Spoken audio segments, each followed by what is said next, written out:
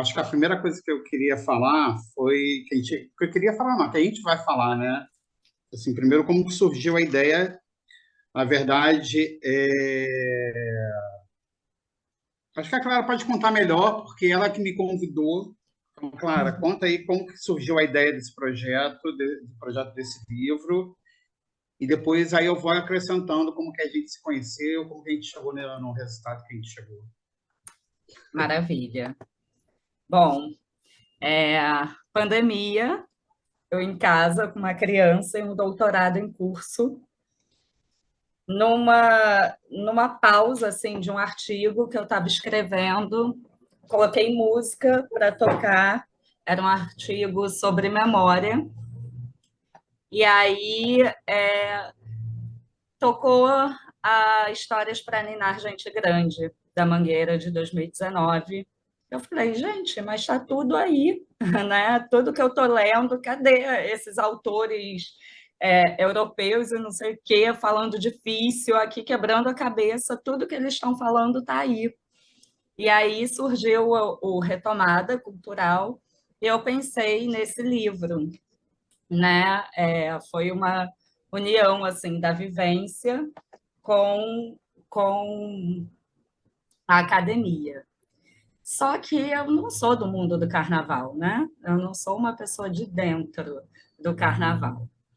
E aí foi que o Rafa me chegou, por meio de um amigo nosso, o Guga Bruno, que me apresentou. E aí, logo que eu fiz o convite, ele topou de cara e a gente começou a ter ideias e ideias e ideias. E esse é o tom, assim, desse processo nosso. Eu acho que já estava ali no embriãozinho, dando tom do que seria todo esse percurso, né? Escrevemos o projeto, foi aprovado, e aí foram muitas conversas para chegarmos a esse resultado final, muitas desconstruções, muitas revisitas, né?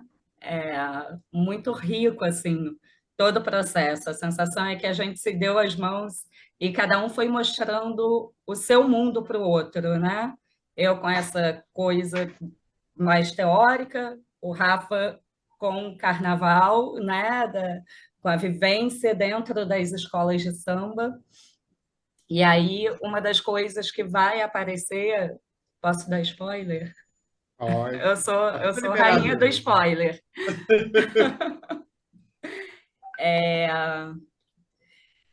E aí, uma das coisas é que eu parto desse samba acreditando muito que tem uma narrativa que vai se construir aí a partir dos anos 2000 como referência, né, em consequência da entrada de outros grupos para a academia, negros, indígenas, e que isso vai refletir na sociedade, né? Inclusive nos sambas de enredo. O que caiu por terra, o que eu vi pesquisando mais a fundo e conversando com as pessoas que o samba de enredo já está tratando desses assuntos há muito tempo, né? Muito interessante porque a gente nunca sabe de tudo, nunca, né? E foi muito interessante essa coisa de revisitar primeiro assim, revisitar antes de qualquer coisa o fato histórico, né? Porque esse edital que a gente escreveu o projeto e foi contemplado, ele faz parte do edital do bicentenário da independência. Então, a gente tinha essa temática obrigatória, e aí a gente escolheu abordar a temática da independência por meio dos sambas de enredo. E aí foi, né, a primeira coisa, revisitar isso, porque muitas vezes é um tipo de assunto que a gente, muitas vezes, né, a gente vê na escola, lá no nosso fundamental, no ensino médio, e nunca mais volta a ver, né? A gente não se preocupa tanto em discutir abordagens, diferentes abordagens, né?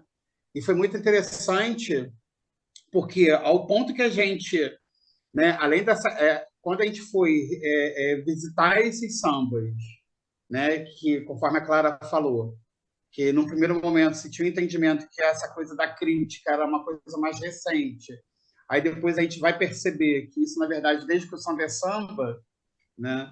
E aí a gente vai ver, a gente vai vendo como que também a mudança de olhares sobre um fato histórico, como que as pessoas percebem, né? Pensando que é o seguinte, hoje em dia, né, já trazendo mais para o mundo do carnaval e já adentrando mesmo o conteúdo mesmo do livro, né? Porque a gente pensa o seguinte, hoje em dia as escolas de samba, elas usam um mecanismo, uma ferramenta que se chama sinopse. A sinopse, diferente do que as pessoas acreditam, a sinopse ela não é o enredo da escola de samba, né? Ela é a sinopse é uma ferramenta que guia os compositores para construírem a obra musical dentro de um enredo que está sendo construído, visualmente construído, seja a partir das fantasias, das alegorias, né, de todos os elementos visuais. E tem a parte musical. A sinopse ela é feita, ela é construída para auxiliar os compositores. Só que aí a gente também, achando que isso é uma coisa, é um instrumento que sempre existiu, e não é assim, não era assim, né? E aí a gente pensa, como assim, mas os compositores se baseavam em quê para fazer os sambas? Então, tinha um tema e os compositores se viravam para estudar o tema. Então, se a gente fizer um recorte social, né, se a gente fizer um recorte social dessas pessoas que falam dessa vivência das escolas de samba, né, de classes populares, né, e aí a gente vê onde se encontra, quais são os instrumentos onde se encontra falando de independência do Brasil. Tirando o livro didático, onde se encontra? Onde, além do livro didático, se encontra falando do... Né? Hoje em dia, não. Hoje em dia, a gente tem outros recursos. Mas vamos pensar de 60 anos atrás, 70 anos atrás, 90 anos atrás, né? Para a gente, considerando as escolas de samba com marco temporal de 1932, que é o primeiro desfile, né? Com muitas aspas, primeiro desfile, 1932, 90 anos, né? 91 anos. Então, por isso que a gente consegue perceber uma repetição, muitas vezes,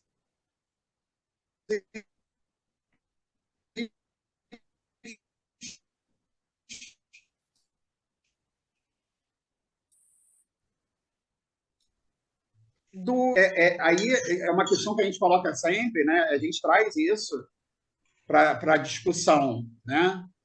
Daqui a pouco a gente vai mostrar para vocês como que ficou o livro, mas mas a gente traz uma discussão teórica logo de início, né, sobre principalmente logo de cara essa questão dos perigos, inclusive, de um discurso único, né?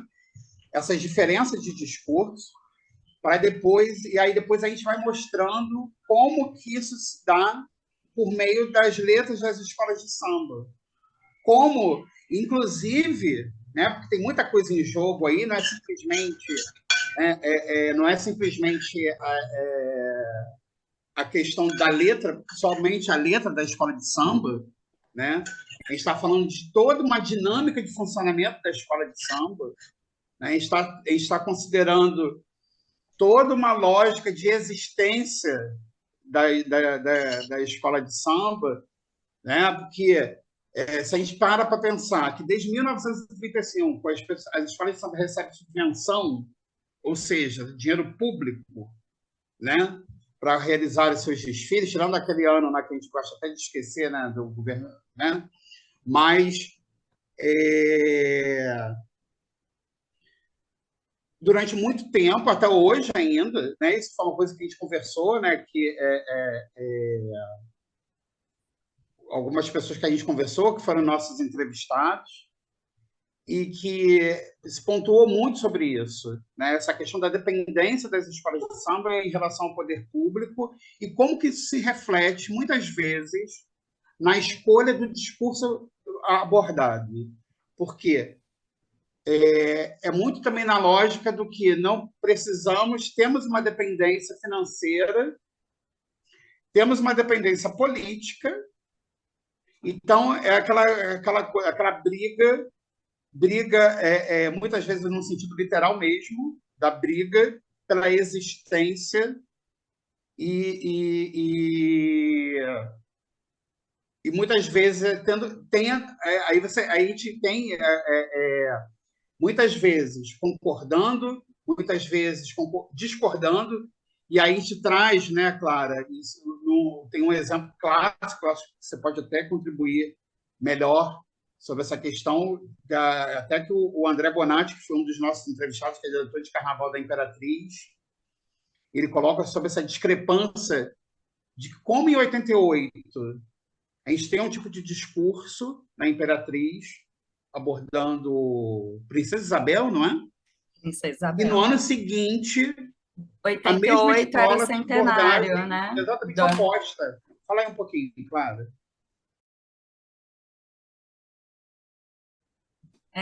88 era o centenário da abolição. E uma coisa que eu fui pensando aqui, fui alguns ganchos aí da tua fala, Rafa, é que um ponto de partida da nossa discussão, assim, do nosso desejo de trabalhar junto nesse livro, foi pensar a independência para quem, né? E como pensar a independência isoladamente, né? Como um evento isolado, como um evento que não repercute em outros eventos, né? Em outras vidas, em outras existências, porque a gente se torna independente pautado num discurso que quase que agradecendo por termos sido colônia, né? Portugal foi tão maravilhosa, e aí tem uma situação que aconteceu comigo que eu sempre trago, assim, porque o pai da minha filha é moçambicano, e aí uma vez a gente estava numa discussão e ele falou alguma coisa que eu não achei boa e que eu falei, olha, eu acho que isso é reflexo da nossa colonização, porque você também foi colonizado por Portugal, eu acho que esse ponto em comum a gente tem aí, né? E aí ele me perguntou, mas se você pudesse ser colonizada por outra nação, qual teria sido? E aí eu falei uma qualquer, assim, Inglaterra, França. E aí ele perguntou para mim, você preferia ser colonizada? Foi uma das coisas assim que me fez despertar para essa ideia de que a gente realmente, na escola, né, no ensino formal, nessa narrativa oficial, a gente cresce acreditando que foi um grande bem que foi feito, né? Somos civilizados graças à colonização. E toda a narrativa que se forma a partir, né, desse evento, né, quando a gente vai se tornar república, é toda em cima de uma perspectiva embranquecida, ocidental, né, de, de êxito, né? De êxito por esse período, por termos vivido isso. E que cria E figuras mitológicas, né? Que cria heróis, né? heróis e os eventos a gente aprende como se tivessem acontecido as coisas num passe de mágica e que foi lá Dom Pedro, pocotó, pocotó, dor de barriga, foi lá, independência ou morte, tudo resolvido, gente. A partir do dia seguinte, a partir daquele momento, estava tudo resolvido. Porque é assim que a gente aprende na escola. Né? Exato. Como as coisas, como coisas estanques, num passe de mágica, E aí depois a gente vai percebendo que, assim, como a Clara acabou de dizer, né, quando a gente começa a adquirir esse olhar mais crítico, como a gente consegue a ter esse olhar decolonial mesmo, sabe? Daí de começar a desconstruir esse olhar, a gente começa a perceber assim, não, calma aí, cara. As coisas não são dessa maneira. Não é dessa maneira fantástica, incrível, maravilhosa, do jeito que contam. E isso está Exato. permeado em tudo, né? Toda a história do Brasil, porque nesse caso específico a gente trata da questão da independência, mas a gente começa a perceber que quase tudo, né? Eu também um choque agora recentemente no trabalho que eu estava fazendo, quando me dei conta que eu não tinha, eu não, é assim, como eu estava dizendo agora, tem eventos históricos que a gente não revisita durante a vida, né? E eu estava proclamação da República, que para mim sempre foi uma proclamação da República. E aí foi quando me dei conta que a República nunca foi proclamada e foi um golpe de Estado.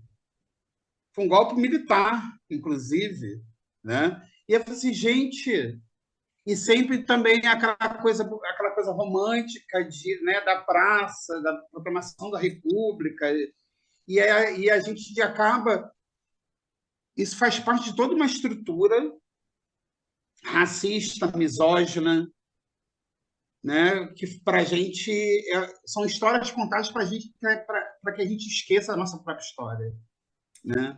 E é isso, né? Quando essas histórias são contadas, tantas outras são excluídas, silenciadas, né? E uma coisa muito importante e que que os sambas de enredo vão contar, é que essas histórias seguem existindo, né? E elas vão vir. Não é à toa que, como citamos aí, o samba da Imperatriz de 88 questiona a Princesa Isabel, né? A figura da Princesa Isabel. Ou da Mangueira, também, de 88, que fala do livre do açoite da senzala, preso na miséria da favela. É, sempre essas narrativas sempre estiveram ali. E aí tem um autor, vou trazer só um pouquinho de teoria, porque é realmente um autor que eu gosto muito da memória, que se chama Michel Pollack. E ele fala justamente disso, assim, das memórias subterrâneas, que são aquelas que não estão no enquadramento oficial, e elas seguem existindo, e quando elas veem uma oportunidade, elas vêm à tona. Elas entram em tensão com as histórias oficiais. É, e a gente vê isso muito no Carnaval, né? Que é uma manifestação no Carnaval da Avenida, que é uma manifestação que nasce da cultura popular, alcança um status, né, para conseguir o subsídio, para se legitimar enquanto cultura, né? Ele vai dialogar com o poder oficial, mas é como a capoeira, né? Eu acho que é uma ginga, e como disse o Bonatti, assim, é não ter rabo preso, é poder um ano falar bem e o outro falar mal, Foi né? Para exatamente isso que seguir aconteceu na Imperatriz. existindo. E é tudo que a gente lê, é muito do que a gente lê e ouve sobre resistência. E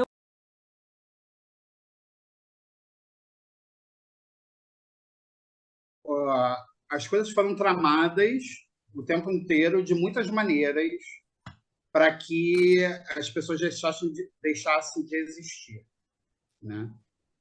Só que as pessoas, conforme diz, né, eu ouço sempre, o sistema sempre se reorganiza. E aí esse sistema se reorganizando, as pessoas, quando acharam que dividindo as pessoas, separando as famílias e tudo mais, iam fazer com que as pessoas deixassem de existir, as pessoas se reagruparam. Inclusive, o samba, as escolas de samba são uma forma de reagrupamento, de reviver a cultura preta, de reviver essa vivência em conjunto. Né? Por isso que também tem essa questão desse entendimento da escola de samba como quilombo, por conta das divisões de tarefas, também por conta disso, né? São espaços de resistência, um espaço de discussão, né? Enfim, vamos falar agora sobre um pouquinho do livro? Vamos.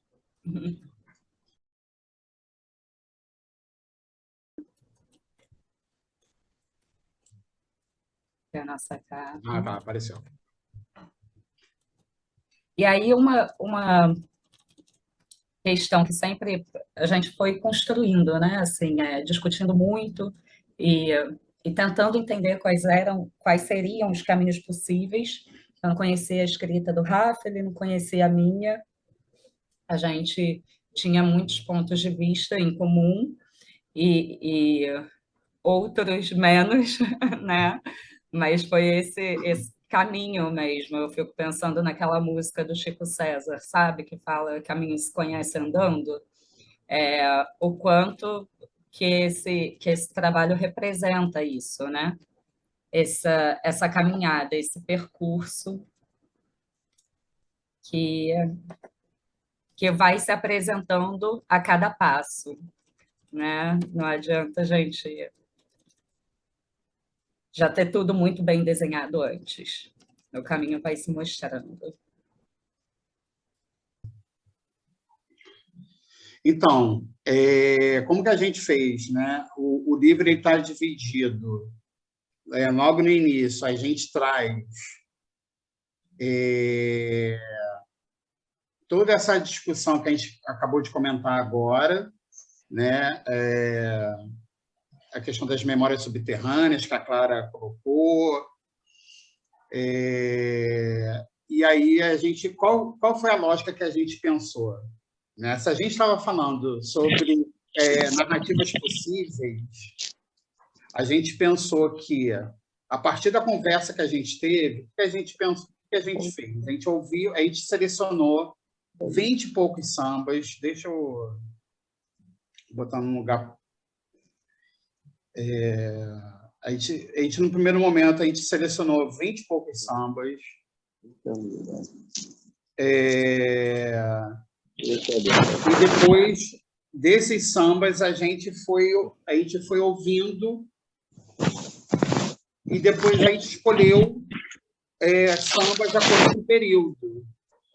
E aí a gente buscou conversar com pessoas, né? Por exemplo, inclusive, deixar aqui registrado o agradecimento ao Lucas Nunes, do Departamento Cultural do Império Serrano, que conversou com a gente justamente sobre esse samba que a gente escolheu, Heróis da Liberdade, de 1969, o samba do Império Serrano. E a gente, a partir da discussão que a gente teve sobre a letra do samba, sobre as visões, as narrativas que foram construídas a partir dessa letra do samba, levando em consideração, claro, o período que foi feito, né? E trazendo essa discussão para os dias de hoje. Então, como que a gente constrói isso? Quais foram essas narrativas que dão samba? A gente pega as letras dos sambas e a gente discutiu com as pessoas, né, das escolas e trouxe crônicas ou contos que pudesse,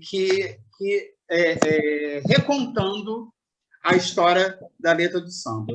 Então, o primeiro conto / crônica que a gente tem é a partir do samba Heróis da Liberdade, um samba clássico do Império Serrano de 1969, e um samba de Silas de Oliveira, Mano Dessa da Viola, Manuel Ferreira.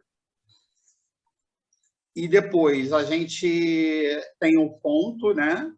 Ou crônica, como preferirem chamar, a partir dessa letra, dessa discussão que a gente traz. Aí depois a gente tem Leopoldina, Imperatriz do Brasil, que é um enredo da Imperatriz. Isso depois, quando vocês forem ler, a discussão é exatamente essa, como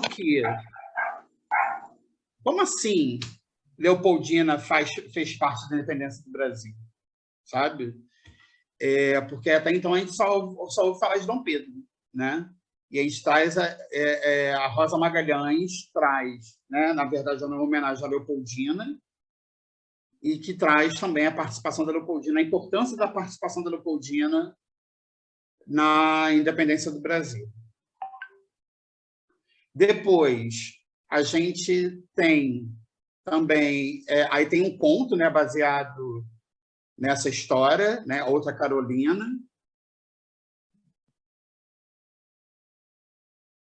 Aí a gente tem esse samba que inspirou todo esse trabalho, né, que é Histórias para Ninar Gente Grande, e que popularmente ficou conhecido como o Samba da Marielle, que, inclusive, esse é o título do texto, né, da crônica, que foi escrita a partir desse samba. Que aí sim, né, em 2019, a Mangueira traz um enredo absolutamente crítico, questionando essas figuras canônicas da história do Brasil e trazendo a discussão de que assim, onde está como na própria letra do samba, tem mais invasão do que descobrimento, tem sangue retinto pisado atrás do herói emoldurado. Eu acho que isso já resume bastante, né? Porque atrás de todos esses heróis que foram construídos, quase mitológicos, tem esquecida toda uma história de um povo que lutou, que batalhou, enfim. E a gente, o samba da Marielle, né, que dá o nome a essa crônica, a partir desse samba da Mangueira de 2019. E a gente tem também, que foi agora o enredo de 2023 da Beija-Flor, né, o bicentenário da independência da Bahia, né? E aí a gente tem Brava Gente, o Grito dos Excluídos no bicentenário da independência, e aí a gente traz um texto crítico, né, mais crítico, trazendo... Enfim, e essas histórias foram construídas a partir de elementos e de personagens que fazem parte da construção de uma escola de samba. Então, a crônica, conto do Império Serrano de 69, foi baseado no pessoal da velha guarda. Da Imperatriz foram baseados nas passistas. Na Beija-Flor foi baseado na bateria. E na Mangueira foi baseado nos cantores, né, nos intérpretes. E a gente traz essa discussão e tem esse texto que foi feito baseado no da Beija-Flor, que é Vamos à Luta, que traz toda essa discussão que foi feita... Oi. Que foi feita a partir do bate-papo com o Mauro Cordeiro, né, que foi o pesquisador do enredo da Beija-Flor de 2023, né, junto com André Rodrigues, carnavalesco. Enfim. E a gente também traz, sem querer parecer muito presunçoso, mas a gente traz também uma lista de livros de onde a gente se inspirou e também de onde que a gente acha que pode inspirar, né, que a gente considera que podem ajudar a inspirar quem gostaria de seguir com o assunto, enfim, de tudo que baseou a gente, tanto nos questionamentos mais teóricos, no que pautou a gente também para as questões relativas ao samba, à história do samba enredo. Coisa importante, eu não sei se você deu continuidade, Rafa, que eu estava querendo trazer, sobre esse nosso processo, né, da escrita junto, para além do conteúdo que a gente traz, mas do próprio processo, do encontro. Vocês me ouvem? Sim. Parece que está muito ruim aqui. Sim, nós estamos para te ouvir. Ai, que bom. é do nosso processo, né? Quando a gente pensou em escrever, era uma reflexão muito teórica, muito densa, é, muito de um lugar de produção de conhecimento de uma forma tradicional, né? Que é aquele livro que vai te trazer uma visão a partir de uma narrativa teórica, enfim, mais densa mesmo. E aí, conforme a gente foi...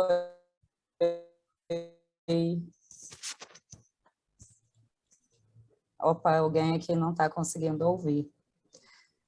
Mas, conforme a gente foi avançando e cada um conhecendo a escrita do outro, né? Eu acho que a nossa própria forma de escrita e de construção desse livro foi decolonial, né? A gente não sabia muito bem como faria e começou de um lugar muito tradicional, muito tradicional no sentido dessa tradição acadêmica, dessa tradição de geração de conhecimento. E quando a gente foi se conhecendo, se entrosando e conhecendo as nossas escritas, quando eu olhei o texto do Rafa, eu falei, cara, eu vou trazer para uma narração ficcional, como a gente em algum momento falou, né? E aí eu comecei a escrever em cima do que ele tinha escrito, e aí ele falou, nossa, mas está muito bem, como é que eu vou mexer nesse texto? Como é que a gente vai fazer alguma outra coisa a partir daí? E aí veio a ideia, né, de criar contos. E aí tudo foi se construindo assim, naturalmente, espontaneamente, e a partir desse lugar que nos une, né? Porque tem as diferenças dos mundos, né? O Rafa me apresentou o mundo do carnaval, das escolas de samba, me apresentou pessoas das escolas de samba, e a união desses dois mundos se tornou possível pela ficção, né? Pela ficção que não é tão ficcional assim, que tem esse tom de crônica, e que muito das nossas entrevistas, das nossas conversas, uma coisa que a gente falou muito depois que o texto estava pronto, é o quanto que ele traduziu esse nosso caminho, né? Esse nosso percurso de encontros, de desencontros, de reencontros, né, Rafa? Exatamente isso. Exatamente isso.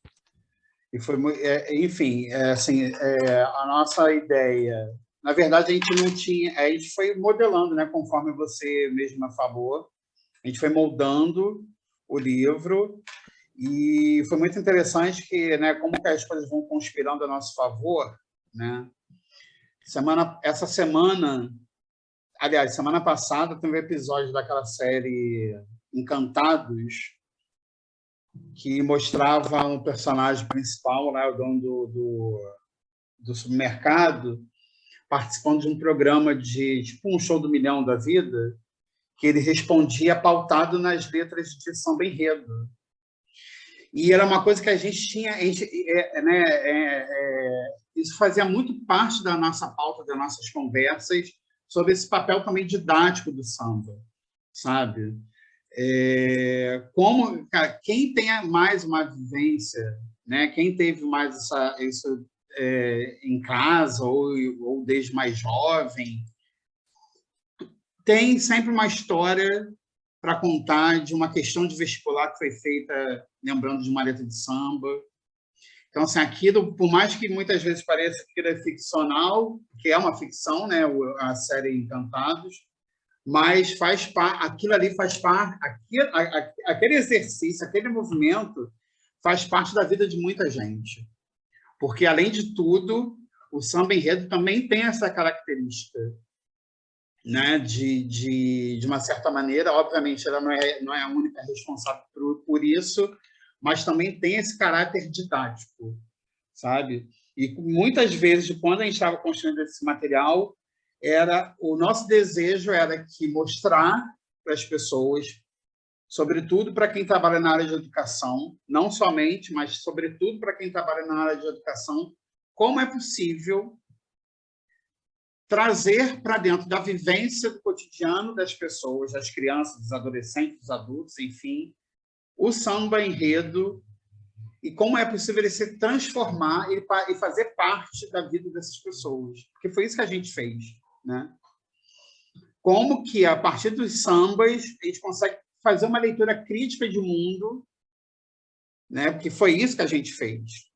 Né? Como que, a partir do samba de 1969, a gente fez uma leitura crítica, só que, em vez de fazer um texto quadrado, conteudista, trazendo questões simples, meramente teóricas, a gente traz isso para um cotidiano, um possível cotidiano. Né? Foi assim no Heróis da Resistência, Heróis da Resistência, Heróis da Liberdade, foi assim o História para Ninar Gente Grande, da Beija-Flor 2023, foi assim que a gente foi escolhendo e foi construindo todos esses textos. Não é simplesmente uma ficção pela ficção. Quando vocês lerem, quando vocês, né, vocês vão perceber isso, que não é simplesmente uma releitura. Imagina, a gente não é nem presunçoso a esse ponto, né, de querer fazer releitura de alguma coisa. Mas como que para a gente bateu essa leitura de mundo, essa leitura crítica sobre esse evento, né? E uma coisa que a gente vem sempre conversando desde o início, que diabo é essa liberdade que tanto se fala, sabe? Porque no final das contas a gente chega à conclusão que no final das contas a gente chega à conclusão de que tudo gira em torno da liberdade, sabe? E é isso que a gente constrói com esses textos. Toda essa discussão que a gente teve, tanto com os nossos convidados, né? O Mauro Sérgio Farias, só para lembrar os nomes, que eu acho importantíssimo lembrar, Mauro Sérgio Farias, do Departamento Cultural da Portela, Mauro Cordeiro, que foi pesquisador do Enredo da Beija-Flor de 2023, Lucas Nunes, Departamento Cultural do Império Serrano. Meu Deus, isso é péssimo porque a gente esquece sempre de alguém. O André Bonatti, diretor de carnaval da Imperatriz, foram as principais pessoas com quem a gente conversou, né, para a gente construir essas histórias.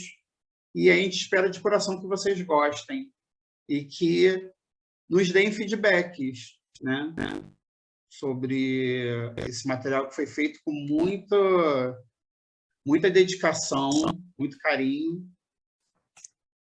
E que, pessoal, é porque a gente fica difícil, né? Porque para a gente está achando lindo, né? Mas a gente gostaria muito que vocês nos dessem o feedback. Vamos mandar já para o pessoal aqui, Clara, para eles terem.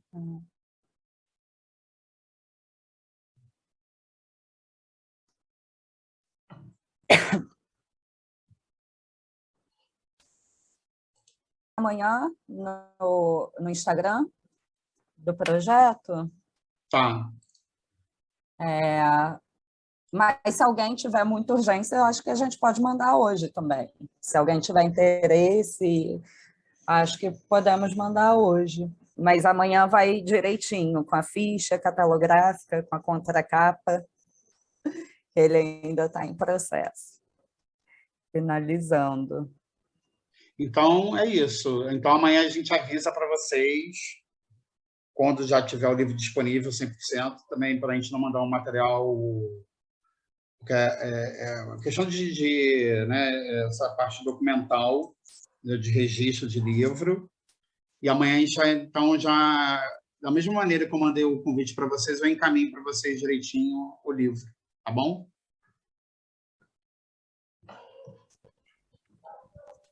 Eu acho que é isso, gente. Mais alguma coisa, Clara? Eu queria agradecer, primeiro, a você, Rafa, pela companhia, a todos presentes, todas, todos.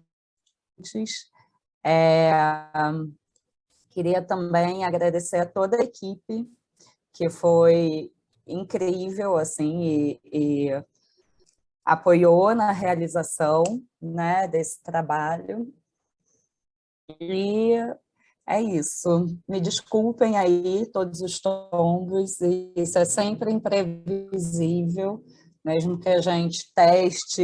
Eu estava conectada 1 hora antes e estava funcionando. E aí, de repente, tudo desliga, tudo desconecta, mas ficaram em boas mãos, né? O Rafa Mas super, Murphy é super implacável, né, nessas é horas. implacável, gente. Eu estava assim, Murphy é implacável. Você uma pode ter história de ansiedade para 5 esse horas. Na hora. encontro, para essas trocas.